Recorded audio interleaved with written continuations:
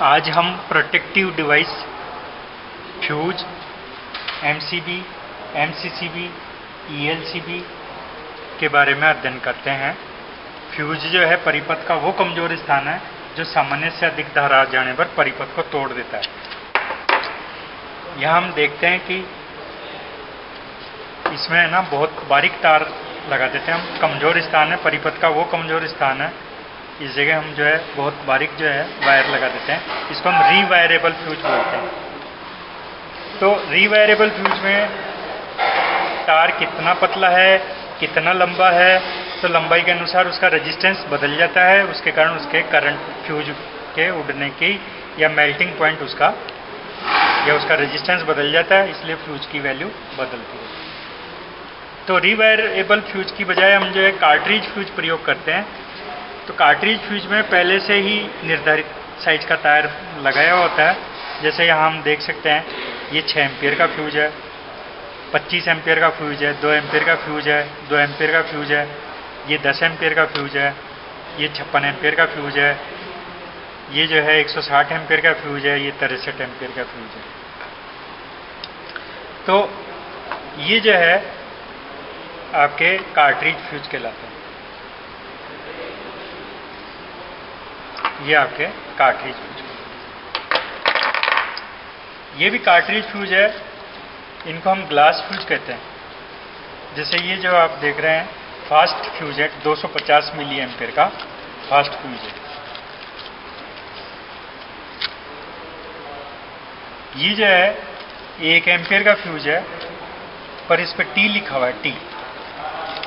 T का मतलब slow blow fuse है। ये फ्यूज स्लो ब्लो है।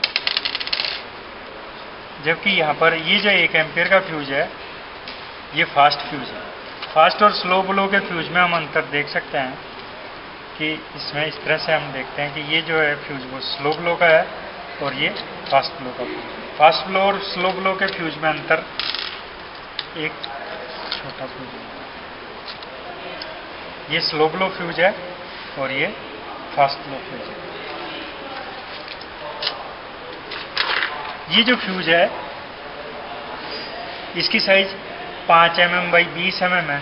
हम स्केल से अगर हम इसको नापते हैं तो ये जो साइज है ये 20 mm है और इसकी डायमीटर जो है वो 5 mm है।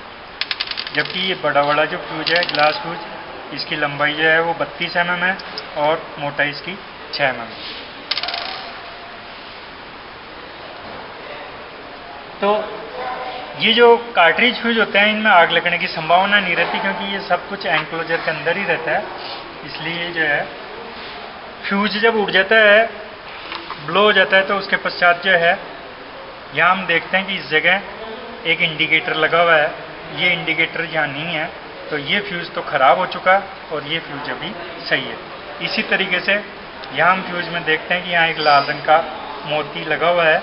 तो ये जो है पतले से तार में से जा रहा है, तो जब इसका अंदर का फ्यूज उड़ जाएगा तो धारा इस पतले तार में से जाएगी, तो ये वाला जो इंडिकेटर है ये भी यहाँ से हट जाएगा।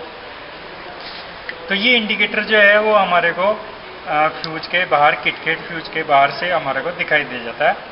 बेस और होल्डर कहलाते हैं ये फ्यूज के। तो इसमें हमारे को यहाँ से ये इंडिकेटर दिखाई दे जाता है, ग्लास की विंडो से दिखाई देता है। इसी तरीके से ये भी जो है एक फ्यूज है जिसमें आप देख सकते हैं 3 यूनिट एक साथ लगी हुई है और ये इसमें फ्यूज लगे हुए हैं जो कि 5 एम्पियर के फ्यूज होते हैं। ये जो फ्यूज है इसमें हम देख सकते हैं एक सेमीकंडक्टर का निशान लगाया हुआ है। तो ये जो है सेमीकंडक्टर फ्यूज है। ये नॉर्मल फ्यूज की बजाय सेमीकंडक्टर का फ्यूज है। तो ये हैवी SCR लगाते हैं हम जहाँ, वहाँ हम सेमीकंडक्टर फ्यूज का प्रयोग करते हैं। एक हमारे पास सेमीकंडक्टर फ्यूज जो है उसका टूटा हुआ पार्ट भी हम देख सकते हैं कि इसका जो खुले हुए पार्ट में आप देख सकते हैं ये सेमीकंडक्टर फ्यूज है।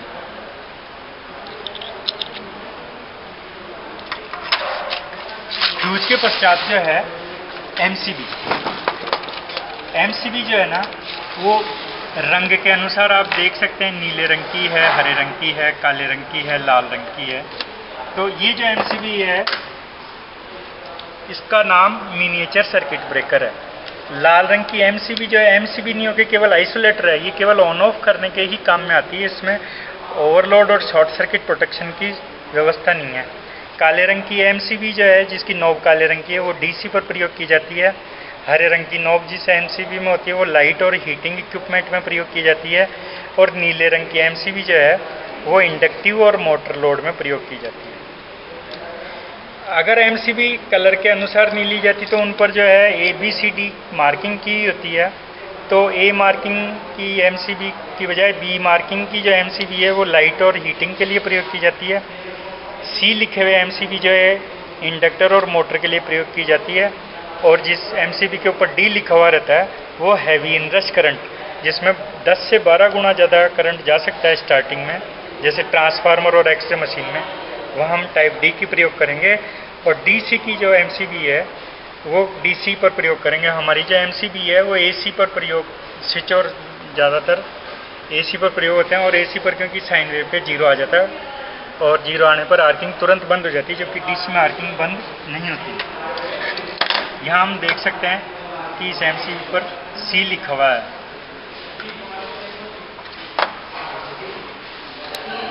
इस पर एल लिखा हुआ है जो कि लाइट के लिए प्रयोग की जाती है। तो ये एमसीबी सिंगल पोल की है। इसके पश्चात ये एमसीबी डबल पोल की है, 2 एक साथ जुड़े हुए हैं। और ये एमसीबी जो है टीपीएल, 3 पोल न्यूट्रल के साथ में। ये जो है लाल रंग वाला जो है वो आइसोलेटर है, इसमें कोई प्रोटेक्टिव सर्किट लगा हुआ नहीं है। एमसीबी की हम इंटरनल संरचना देखें तो एमसीबी में धारा आने का रास्ता एक टर्मिनल ये है और एक टर्मिनल ये है। यहाँ हम देख रहे हैं कि ये मोटे तार की जो कॉइल है ये मैग्नेटिक इलेक्ट्रोमैग्नेट है ये। और यहाँ पर ये जो है आपको बाईमेटल की पत्ती है, 2 धातुओं से मिलकर बनी पत्ती है। और ये कॉपर की ब्रीडिंग है। और इसके बाद में ये मूविंग कॉन्टैक्ट है। इसके पश्चात ये फिक्स कॉन्टैक्ट है। तो ये मूविंग कॉन्टैक्ट जो है वो यूँ ऊपर जाके फिक्स कॉन्टैक्ट के साथ में टच कर जाता है। तो यहाँ से जो धारा आ रही है वो इस कॉइल के द्वारा यहाँ निकल जाती है। तो एमसीबी में यहाँ जो है ये आर्कचट है, ये जो है इंसुलेटर के अंदर जो है इंसुलेटेड कागज के अंदर मेटल के अलग अलग घर बने हुए हैं। तो जब स्विच ऑफ करते हैं एमसीबी को तो यहाँ जो आर्क उत्पन्न होती है वो इन आर्क चट के अलग अलग घर में, हाउस बोलते हैं इनको, इनमें चली जाती है, जिससे आर्क का रास्ता ब्रेक हो जाता है। तो इलेक्ट्रॉन के बहने का रास्ता खत्म हो जाता है, इसको आर्क चट कहते हैं। तो एमसीबी में ट्रिप करने के 3 तरीके होते हैं। 3 तरीकों में पहला तरीका तो जो है वो ऑन ऑफ का लीवर है। हम इसको ऑन ऑफ कर सकते हैं लीवर के द्वारा, इस लीवर से ऑन ऑफ कर सकते हैं। दूसरा बाईमेटल, ये बाईमेटल ये ओवरलोड के तरह काम करेगी। जब ये इसमें जो निर्धारित धारा है जितने एम्पियर के लिए निश्चित है उतना एम्पियर जब इसमें से जाएगा तो ये ओवरलोड गर्म होकर के बाईमेटल बैंड हो जाएगी। और बैंड होने के बाद में ट्रिप होगी, इसको हम डिलेड ट्रिप बोलते हैं, जो कि कुछ समय के अंतराल के बाद में ट्रिप होएगी। जबकि शॉर्ट सर्किट होने के दौरान, क्योंकि जब शॉर्ट सर्किट हो जाएगा तो इसको तो ट्रिप होने में कुछ समय लगेगा, इतने में सर्किट में आग लग सकती है। तो शॉर्ट सर्किट के टाइम पर इलेक्ट्रोमैग्नेट, इसमें तुरंत मैग्नेट बनता है, तो ये शॉर्ट सर्किट के टाइम पर काम करती है, इंस्टेंट ट्रिप होता है। तो ये इंस्टेंट ट्रिपिंग शॉर्ट सर्किट के टाइम पर काम करता है इलेक्ट्रोमैग्नेट। और ये थर्मल वाला जो है वो ओवरलोड की तरह काम करता है। और ये आप जब आपको आवश्यकता है तब आप इसको काम में लें। इसके पश्चात एमसीसीबी, एमसीसीबी में जो है वही 3 पोल की तरह है। ये इसमें भी 3 पोल हैं, 3 पोल आने के 3 पोल जाने के, परंतु इसमें ऑपरेट करने के लिए आपके पास में एक ही लीवर होता है। ये जो है लीवर जो है पैनल के अंदर दरवाजा बंद करने के बाद भी जो है इसको ऑपरेट करने के लिए लीवर लगा हुआ है। एमसीसीबी में जो है इसका पूरा नाम जो है मॉड्यूल के सर्किट ब्रेकर है। इसकी हम ओवरलोड की सेटिंग जो है यहाँ से एडजस्ट कर सकते हैं। एमसीसीबी मॉड्यूल के सर्किट ब्रेकर। इसके पश्चात आता है ईएलसीबी। ईएलसीबी का पूरा नाम अर्थ लीकेज सर्किट ब्रेकर है। अर्थ लीकेज सर्किट ब्रेकर में हम देखेंगे कि ये जो स्विच है हमारे दो, स्विच के साथ में दो कॉइल भी बनाई हुई है और ये हमारा यहाँ पर लोड है। यदि इस लोड को कोई मनुष्य हाथ नहीं लगाता या लीकेज नहीं करता तो जितनी धारा यहाँ से आ रही है उतनी धारा दूसरे पोल से चली जाएगी। तो जितना चुंबक इस कॉइल में बन रहा है उतना ही चुंबक इसी कॉइल में बनेगा, तो दोनों चुंबक एक दूसरे को न्यूट्रलाइज करके चुंबक खत्म कर देंगे और ये एमसीबी ऑन रहेगी। तो ये ईएलसीबी जो है वो 32 ampere 20 milli ampere 32 ampere 20 milli ampere, मतलब इस पर हमें दो धाराएं बतानी पड़ती है। पहली वाली धारा जो है वो तो इसकी ओवरलोड कैपेसिटी को बताती है और नीचे दूसरी वाली जो धारा है वो लीकेज करंट को दर्शाती है। इसका मतलब ये है कि 32 एम्पियर तक अगर इसमें लीकेज नहीं होगा तो भी ये काम करेगी, और 20 मिली एम्पियर का मतलब इसमें 20 मिली एम्पियर से ज़्यादा अगर इन दोनों कॉइलों में करंट का अनबैलेंस होगा तो ये ट्रिप कर जाएगी। तो यदि कोई मनुष्य यहाँ पर हाथ लगा लेता है तो हाथ लगाने पर इस ऊपर वाली कॉइल में से धारा अधिक जाएगी और नीचे वाली कॉइल में रिटर्न धारा कम रहेगी। तो जब इसमें धारा ज़्यादा जाएगी और इसमें धारा कम लौटेगी तो यहाँ अनबैलेंस हो जाएगा। अनबैलेंस होने पर ये ईएलसीबी ट्रिप हो जाती है, इसलिए इसका नाम कहते हैं अर्थ लीकेज सर्किट ब्रेकर। तो ये जो है ईएलसीबी सिंगल फेज के लिए 2 पोल की आती है और 3 फेज के लिए 4 पोल की आती है। 32 एम्पियर तो यहाँ 0.5 एम्पियर से लेकर 63 एम्पियर तक तो करंट रेटिंग होती है, और लीकेज करंट जो है वो 20 मिली एम्पियर 40 मिली एम्पियर और 100 मिली एम्पियर, क्योंकि जैसे जैसे हमारे घर में पॉइंटों की संख्या ज़्यादा होगी वैसे वैसे लीकेज भी अधिक हो सकता है।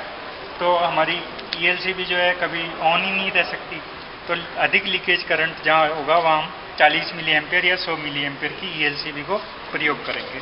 इसके अंदर की बनावट हम देखें तो यहाँ जो है आपको यहाँ पर 4 कॉन्टैक्ट दिखाई दे रहे हैं, 1 2 3 4। इसके अलावा ये जो है आपका मूविंग कॉन्टैक्ट का लीवर है जो इस लीवर से ऑपरेट होता है, इस लीवर से ऑपरेट होता है, और ये मूविंग कॉन्टैक्ट है जो कि इसमें चले जाते हैं, और फिर यहाँ फिक्स कॉन्टैक्ट होता है, उनको ये टच करते हैं और ये कॉपर की ब्रेडिंग आ रही है।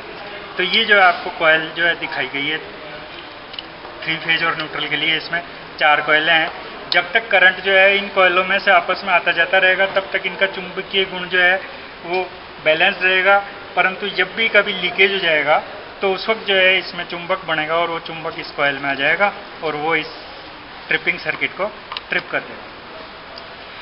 कभी कभी हम इसको टेस्ट करना चाहते हैं ईएलसीबी को कि सही काम कर रही है नहीं कर रही, इसके लिए यहाँ पर एक टेस्ट बटन भी होता है, उसमें यहाँ से धारा यहाँ डायरेक्ट इस स्विच के थ्रू चली जाती है, इन कॉयलों के थ्रू नहीं जाती, तो वो जो है अनबैलेंस हो जाती है। अनबैलेंस होने के कारण ये ट्रिप हो जाती है।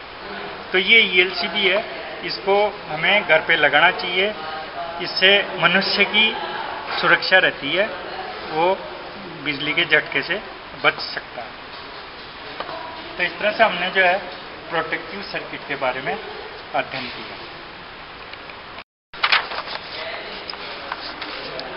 फास्ट फ्यूज और स्लो ब्लो फ्यूज में जो मुख्य अंतर है वो ये है कि फास्ट फ्यूज जो है उसमें अगर 6 गुना करंट प्रवाहित किया जाए तो वो 0.1 सेकेंड के अंदर ब्लो हो जाएगा।